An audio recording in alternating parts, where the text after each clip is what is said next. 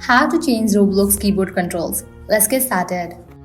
First, ensure that your Roblox player is running the latest version available. Wait for it to load properly. Once it's loaded, access the settings menu of the Roblox player itself. You can find this within the game. To change the control scheme, you need to join an experience. You can either join a public experience or use a private server if you want to change your settings before joining a public game. Wait for the experience to load properly, and once you are in, press escape on your keyboard to bring up the settings menu. Within the settings tab at the bottom of the pause menu, you should see the movement mode, which is the third from the top. Here, you can change the default movement scheme from keyboard to keyboard plus mouse or click to move. After you make these changes, just press resume again to continue playing and your changes will be automatically applied.